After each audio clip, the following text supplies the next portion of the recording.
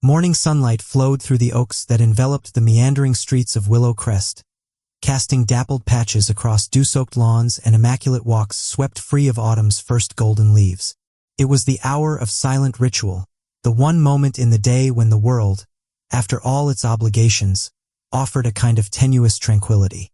In one humble backyard, Maddie Rivera lay out her mat, taking her cue from the songbirds and the steady rise and fall of the early breeze. For her, outdoor yoga was not simply a practice but a prayer, a gift of movement, breath, and intention delivered in appreciative connection with the sky. For years, Maddie had fashioned a life woven around the rhythms of Willow Crest. She was the neighborhood's gentle fixture, known for her kindness with youngsters at the community playground and her habit of waving to every passing dog walker. She taught yoga for nearly a decade, first in rented classrooms and then, increasingly, among the green spaces of home, relocating lessons outdoors when the pandemic made the globe fear the proximity of walls. What had started as a way to nurture her own spirit had become an anchor for the entire block. Parents rediscovered their breath after hectic mornings with restless toddlers, retirees found relief for joints tight from years of sitting, and even the teenagers started to unfurl their limbs, stretching into possibility beneath the open sky. It was the kind of uncomplicated, shared delight that Willow Crest, with all its rules and restrictions, needed most. But Willow Crest was managed by a HOA that seemed to regard peace, joy, and social life with mistrust. The Homeowners Association, presided over by Marjorie Cranston, a woman as unbending as the straightened collars of her cardigans, enforced its thick, printed rules with monastic zeal. Bylaws governed the color of mailboxes, the layout of vegetation, the precise height of privacy fences. The HOA newsletter, arriving by email every Monday, was a stream of penalties and warnings, interspersed with approved images of beautiful lawns and compliance house modifications. For years, outdoor yoga has escaped the board's attention. Maddie's classes slipped into the background of Willow Crest's routine. Early, calm, without disruption. But as additional neighbors joined, sometimes overflowing softly onto adjoining lawns, mats spaced appropriately apart, the class grew difficult to ignore. The HOA's complaint box began filled with notes from a small but vocal minority. Some described parking problems, others cited grass being compressed. The most common criticism, though, was intangible. A discomfort with the sight of public stretching, a fear that calm, when shared in obvious ways, may undermine the orderliness of the neighborhood's image. One Monday, a new rule arrived in the newsletter. Nestled between cautions about stray leaves and recycling schedules was a sharp declaration, printed in bold. All group activities on front or back lawns, including but not limited to yoga, Pilates, meditation, or any form of exercise gathering, were banned unless pre-approved by the board. Fines for violators would start at $75 per incident, rising for repeat offenders. The vocabulary was as rigid as Willow Crest's hedges, and twice as uncompromising. Maddie's heart clenched as she read. Within hours, her inbox inundated with messages. Neighbors aghast, students upset. A few begging her to just move the class inside for peace's sake. A handful wrote in support of the new prohibition, emphasizing the necessity of order, the sanctity of quiet, and property values. Suddenly, what had been unseen became contentious, lines defined not by action, but by perception and the fear of breaking rules. Maddie stood in her home room, hands quivering, surrounded by coiled mats and the nervous texts of half a community. There was grief for a space lost, indignation at the triviality of the ban, and concern for her own reputation. But underlying those feelings, her core, honed by years of breathwork, settled into something unexpectedly powerful: resolve. She thought of faces beaming with optimism after morning practice, of laughter ringing out across mats during evening stretches, of the strangers turned friends braided together by nothing more than a common willingness to breathe with intention. It became evident that the new regulation was not merely about yoga, but about the right to exist, visible and cheerful, in the public space of a community seized in the name of order. Maddie emailed the HOA, a courteous, direct email demanding clarification, indicating her willingness to work together.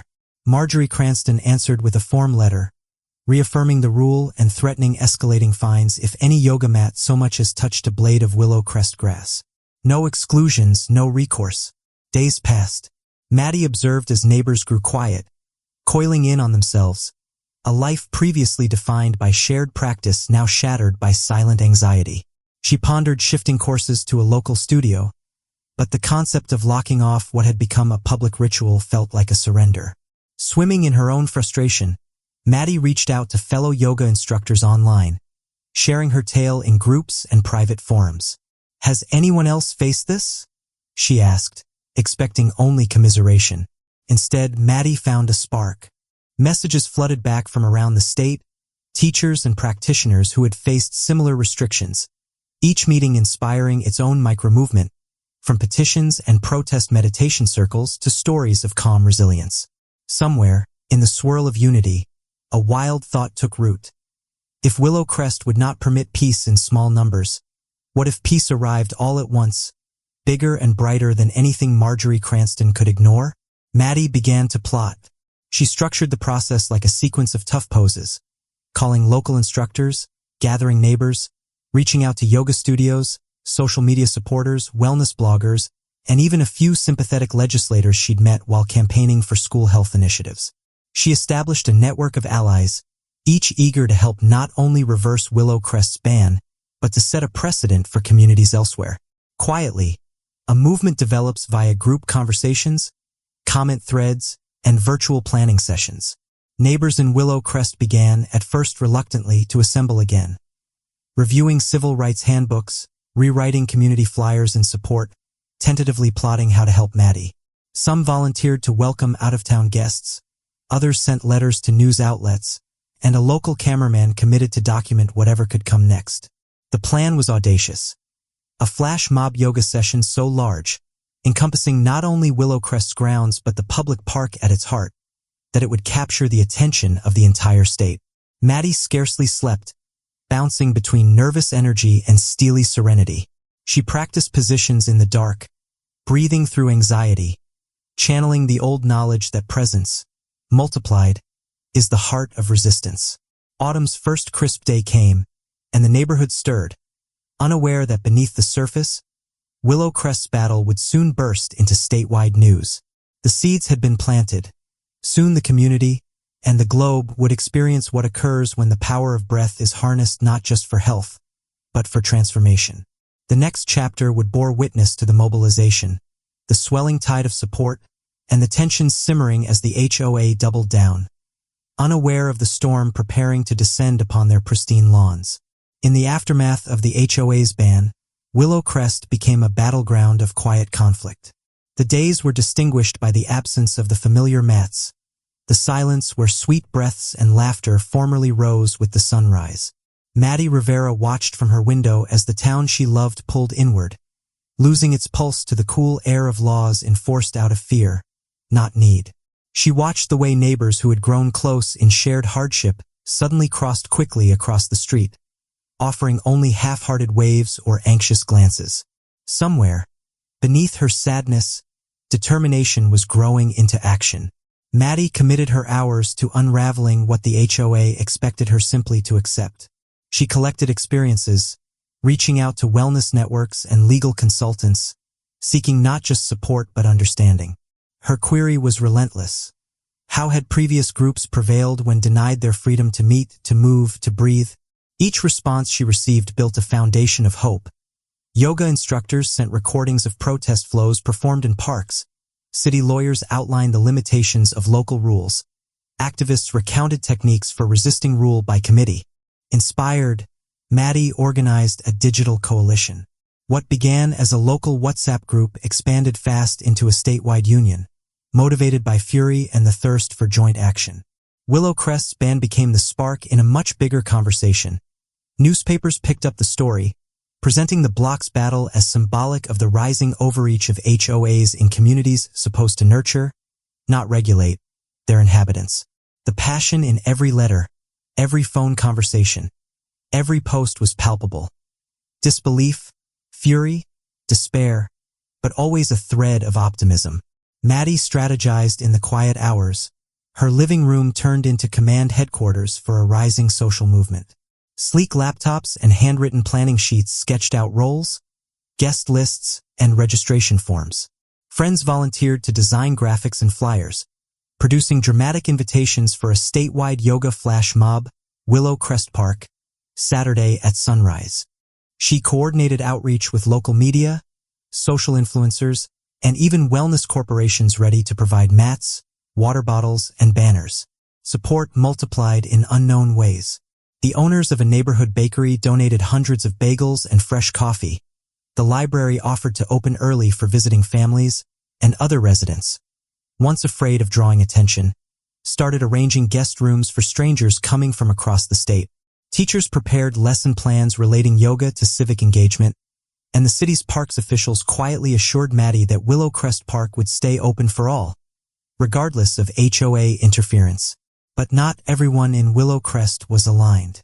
Marjorie Cranston and her allies cranked up their campaign, blanketing the neighborhood with leaflets, emails, and stern warnings posted to doors. They cited legal language, insurance risks, and the sanctity of quiet. Security patrols increased, making note of households hosting out-of-town guests, watching for evidence of illegal gatherings. Marjorie herself drafted editorials for local papers, portraying Maddie and her supporters as troublemakers, risking property values for selfish rebellion. The conflict grew not just in scale but in bitterness. The more the HOA pressed, the stronger the resolve of Willow Crest's yogis and their allies.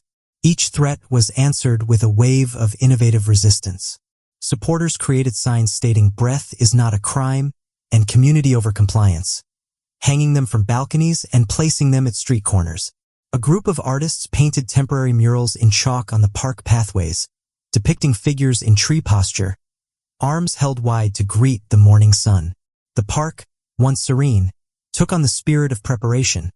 Clusters of volunteers marked mat places, mapped media stations, and devised contingency plans for rain or last-minute regulation changes.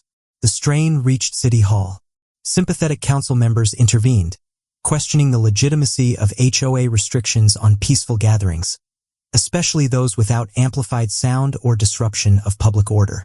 Maddie, summoned to address the council, spoke with terrifying clarity about what Willow Crest feared losing. Not just a practice, but the foundation of trust, camaraderie, and a sense of shared well-being that supported every thriving neighborhood. Her words moved many. Nonetheless, the board doubled down, threatened litigation, and railed against the concept that any single individual might dispute their authority. On social media, anticipation reached a fever pitch. Hashtags like #YogaIsNotACrime and #WillowCrestFlashMob trended statewide. Wellness bloggers flocked from other cities to cover the event, promising live streams and interviews. Celebrities chimed in, local news anchors, sports stars, and important professors offering good wishes or organizing appearances. What had begun as a quarrel over a few dozen mats had become an emblem of peaceful resistance, the test of whether joy and communal healing could overpower bureaucracy. The night before the flash mob, Willow Crest was buzzing with dread and hope. Volunteers strolled silently among the households, providing food, printing schedules. Maddie herself could hardly sleep, pacing around her kitchen, reviewing the letters of support and recalling the faces of every neighbor she'd helped find calm and movement through terrible times. She meditated in the solitude, mourning the loss but also prepared for what might come next. As dawn neared, mats were rolled out by hundreds, blue, green, and violet banners unfurling across the park, backyards, even pavements. The first buses arrived, unloading teams of instructors, local families, and journalists. The HOA stayed on alert, watching with tangible fear as their regulations were swamped by the surging sea of humanity, compassion, and laughter. Maddie took her position at the center of the crowd, hands pressed in prayer, heart thrumming with nerves yet full of the power that comes only when solitary hope becomes a communal force. Willow Crest was about to breathe together again, openly, without fear. And as the first rays of morning sliced through the trees and the community breathed, the world watched, waiting to see whether one neighborhood and one determined teacher could reinvent the meaning of presence.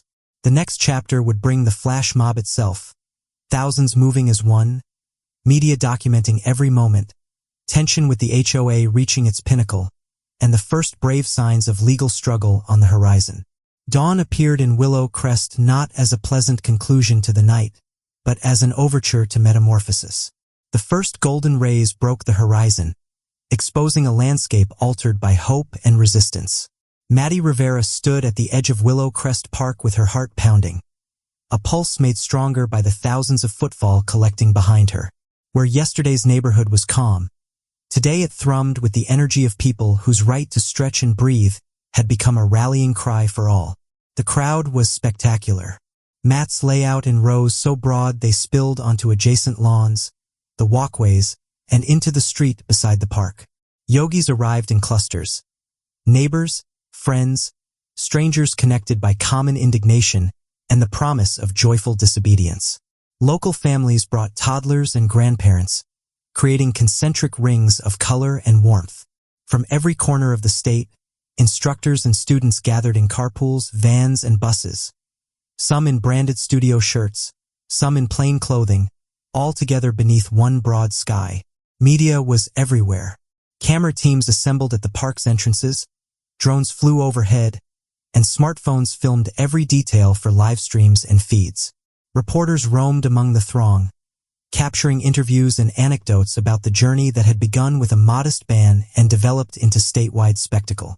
The flash mob hashtag trended across platforms, even drawing international attention from wellness activists, journalists, and admired celebrities who provided virtual encouragement. The air was filled with tense anticipation and exhilaration as final preparations unfolded. At the center, Maddie moved with quiet grace, orchestrating a flow for hundreds of volunteer instructors and guiding the configuration that would allow thousands to move in unison. Friends supplied mats and water, set out bags of snacks, and helped late arrivals find room as more and more people flowed in. The mayor arrived, offering congratulations and a vow to examine local rules on peaceful assembly. Representatives from advocacy groups brought aloft banners for digital privacy, mental health, and community rights. At the outskirts, the HOA peered carefully. Marjorie Cranston and her allies had assembled, accompanied by legal consultants and community patrol policemen intent on chronicling every tiny transgression. Embarrassed by the media presence, they tried to assert authority, brandishing papers and quoting bylaws. Yet their voices were lost in the tsunami of compassion, presence, and movement that swept the park as more and more people arrived. For once, the board felt smaller than the collective spirit surging all around them. As the sun crept higher and the throng settled, Maddie mounted a small dais beside the oldest oak. She brought everyone into the opening breath, a moment both hefty and weightless, loaded with the power of what was being claimed. Arms extended, spines lengthened, and breaths coordinated into a quiet that endured even the moving of leaves and the distant sound of traffic. The city felt the vibration, both literal and metaphorical. As so many people moved together, every pose a declaration of resistance and hope. What followed was amazing. The flash mob flowed through sun salutations, warriors, balances, and gentle stretches, thousands moving as one, their mats weaving a tapestry of commitment. Instructors flowed among the rows, correcting form and promoting unity. Toddlers giggled, youths focused intently, and elderly grinned through tears, delighted to witness their community refuse to be driven indoors or made invisible. The coverage was electric. Social media burst with photographs and videos of the vast session. Drone shots catching a sea of mats flowing like ripples of delight across Willow Crest. Interviews with participants showed experiences of loneliness now replaced by belonging, of worry transformed by activity. Advocacy groups termed it a revolution of health and dignity, a roadmap for communities everywhere to preserve their right to gather and heal together. The HOA tried multiple times to disturb the celebration. Marjorie issued on-the-spot fines, published additional posters urging dispersal, and even called in extra security to film evidence of property disruption. But with every effort, opposition just became stronger. Lawyers on site swiftly contested the validity of the fines. City officials restated the right to peaceful assembly, and media coverage kept the board's resistance in public view, scrutinized, ridiculed, and further separated from the momentum they had intended to suppress. As the flash mob reached its crescendo, the closing meditation and the final common breath, the throng was filled with emotion. Maddie, fatigued and euphoric, saw the arc of her trip echoed in the faces around her. The anguish of rule, the promise of organizing, the dread of being alone suddenly washed away by the collective joy of belonging. Neighbors embraced, absolute strangers exchanged tales, and wellness professionals delivered helpful workshops throughout the morning. The mayor pledged a council examination of all HOA laws banning peaceful outdoor activity. News anchors framed their coverage as the largest yoga protest in state history. Influential personalities praised the movement, local companies committed support for future events, and families all around Willow Crest declared their neighborhood reborn. Not despite the turmoil, but because of it. Yet, as wonderful as the morning was, the war was far from completed. The HOA dug in its heels, threatening litigation, warning of higher fines, and vowing to appeal at every level of local administration. The legal challenge seemed inevitable, a quarrel that would catapult Willow Crest from viral flash mob to state-level court war, seeking resolution once and for all. The chapter finished not in tiredness, but in fierce resolution. Willow Crest had talked, breathed, and extended together, showing the world what happens when communities unite against unwarranted control. The next act would bring Maddie and her allies beyond the mat, into courtrooms, council sessions, and new frontiers of organizing for the right to be visible, entire, and free. The fight would continue, leading next into fierce court conflict, global attention, and the establishing of precedent destined to impact not just one neighborhood, but every area where health and hope could be challenged by authority.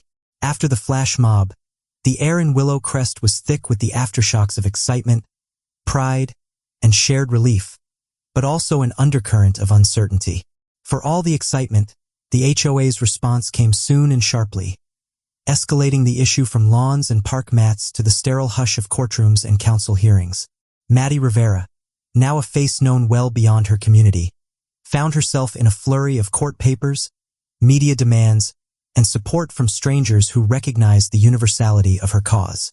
The HOA, pummeled by public opinion yet refusing to relent, engaged a team of property lawyers and filed injunctions against outdoor yoga, citing noise, risk, insurance liability, and the right to regulate appearance and conduct.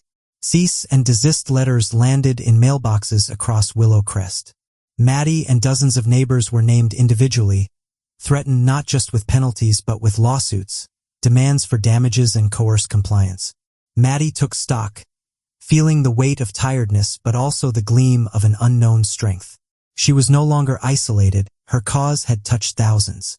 Residents convened emergency meetings at the local library, brainstorming defenses and fundraising for cash to retain their own legal team. Volunteer lawyers rushed forward, some representing wellness organizations, others simply motivated by the idea at issue. Supporters organized a campaign, and within days, enough money was pledged to alleviate the weight of legal bills off her and other defendants. Media attention did not die down. If anything, it intensified. National sources published op-eds concerning the right to peaceful assembly and the plague of restrictive HOA regulations. Talk shows welcomed Maddie and civil rights campaigners to speak about wellness, law, and the essence of community. State legislators took notice, a few quietly, a few openly, each recognizing that this debate was not merely about yoga mats but about freedom writ big. The court battle stretched over months, its drama rivaling anything performed in the park. Court briefs mixed pages of code citations with emotional personal testimonies from residents who had discovered healing, camaraderie, and optimism via outdoor yoga. Advocacy groups entered the fray, submitting expert testimony about the benefits of movement in nature, the harm of undue restriction, and the essential qualities of local democracy. Public hearings were held. Residents and supporters flooded the chambers, many sitting on mats and performing silent flows as a kind of corporeal protest. Maddie spoke, her voice steady but raw with passion, detailing the journey from solitary backyard stretches to the viral flash mob that united many. She recounted the emotional costs, the isolation, the stress, and the sense of betrayal by an authority designed to nurture, not punish. Others joined her, drawing pictures of how regulations supposed to protect order had instead shattered their connection to self and to one another. In courtroom testimony, local officials acknowledged the absence of any serious threat posed by calm outdoor yoga. Doctors and psychiatrists highlighted advances in neighborhood health and morale, while legal experts exposed the overreach and lack of precedence behind the HOA's activities. Even a few former board members spoke, ashamed of their part in the quarrel and willing to promote reform. A video montage of the flash mob played in hearings. The silence, the movement, the unity, reminders of what was genuinely at risk. The courtroom's atmosphere was electric. One side rigid with fear and control, the other flexible, caring, and resilient. Marjorie Cranston, facing blistering cross-examination, argued the prohibition was necessary to defend community standards. But her remarks rang hollow against weeks of photographs showing nothing but peaceful stretches, happy smiles, and the common support of an entire state. As the judges pondered, a wave of more support surfaced. Celebrities gave money to legal defense, prominent yoga brands offered free sessions for a year to protesting groups, and law firms filed amicus filings arguing for clarity and compassion in association law. Even competitor areas with their own rigid HOAs sent delegates to watch history unfold, looking for a road out of their own rule-bound problems. The court win came at last, not as a tidal wave, but a slow, inexorable shift. The verdict was clear. HOA bans on outdoor yoga, meditation, and other peaceful activities violated the right of citizens to reasonable, public enjoyment of their property. The penalties and litigation were overturned. The HOA was forced to modify its rule book in collaboration with legal professionals, wellness advocates, and ordinary neighbors. City bylaws were altered so no future board could restrict the mat, the dance, the gathering without public permission and clear cause. In Willow Crest, the decision was significant. Neighbors met again in the park, tears replaced by laughter, concern by pride. Maddie was overwhelmed with gratitude. A booming chorus of voices applauding her for protecting not only yoga, but the concept of community itself. Yet, even as relief rose, Maddie realized the deeper power of the action. Willow Crest's struggle has unleashed a tide of transformation. Across the city, HOAs held meetings to discuss policies. Neighborhoods created their own outdoor wellness programs. Politicians offered measures to safeguard gathering, expression, and health against arbitrary rule. The mat movement, born from a ban and boosted by a flash mob, has become a landmark for neighborhoods nationwide. As Willow Crest breathed together again, the work was not done. The approaching festival promised to be the largest yet, and leaders from around the state would attend to celebrate the win and establish the new normal. A community founded on breath, movement, inclusion, and the confidence that presence is the core of resistance. The drama now headed toward its finale. A neighborhood transformed, a precedent created, and a celebration of how a single act of resolve may start a revelation for everyone. Spring unfurled its first warmth over Willow Crest, infusing life into gardens that had been dormant, spilling gold over the park's sweeping green. The neighborhood was changed, not merely by the absence of limitations, but by the spirit that lingered in every discussion, every sunrise, every stride onto the lawn. Where formerly anxiety had sewn together daily ritual, now presence, pride, and a contagious faith in community delight flowed outward. The legal win radiated across Willow Crest with a strong finality. Residents spent days celebrating, baking, stretching, reconnecting beside the Freedom Oak that had become the center point for gathering, for ceremony, and for healing. The ancient distinctions formed in the days of penalties and silent criticism began to disappear. Strangers who had been separated by restrictions and suspicion now exchanged mat recommendations, recipes, and life experiences, finding new kinship in their shared battle and the solidarity it generated.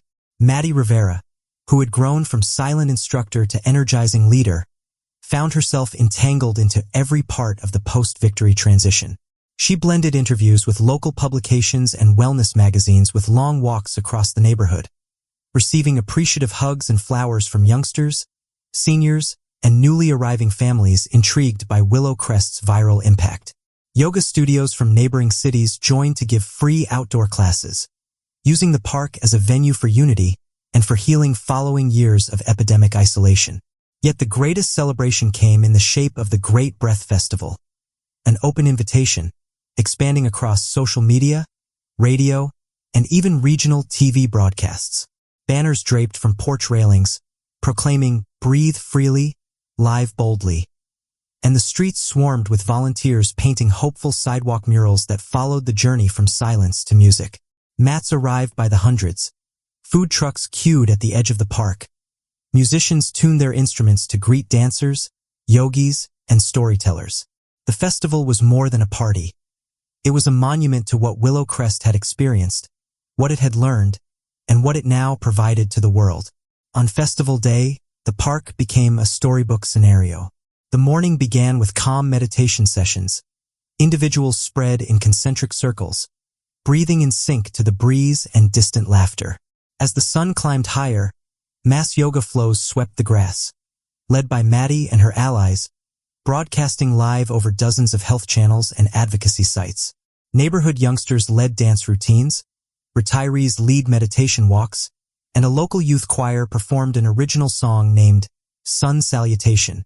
Each moment was laced with emotion, a gentle weaving of past grief with present pride and the promise of days yet to come.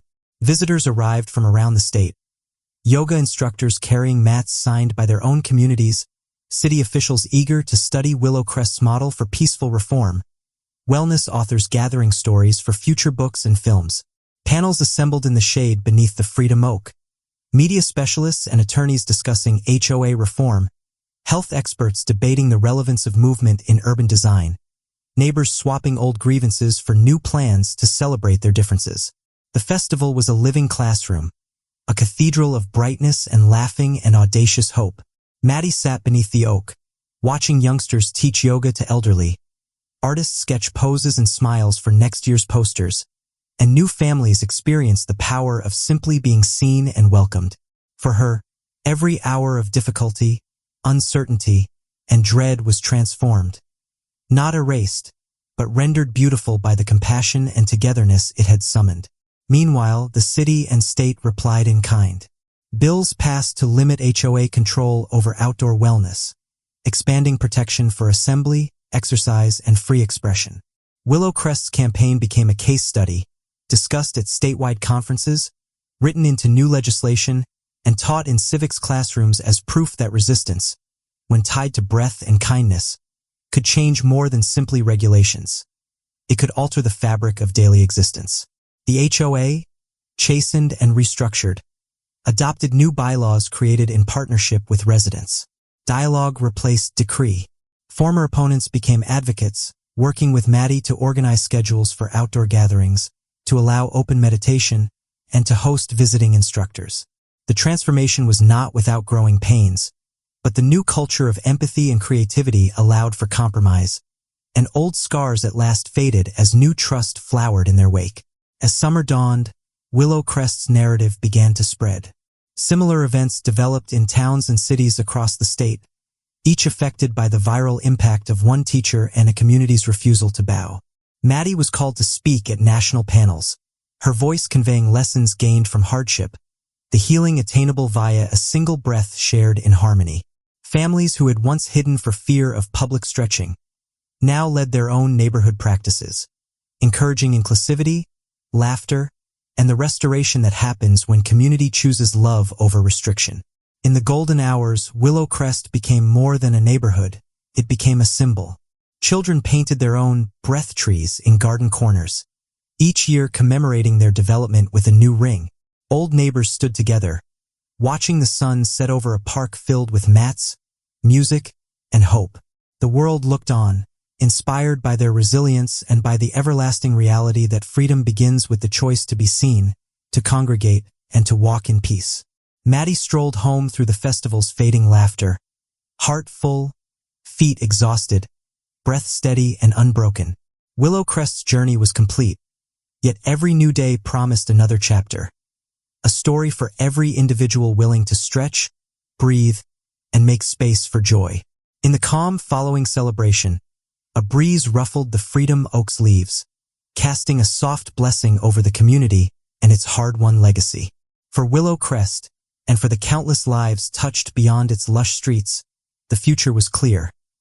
As long as people hold space for one another, as long as presence stays stronger than authority, hope would always find room to flourish.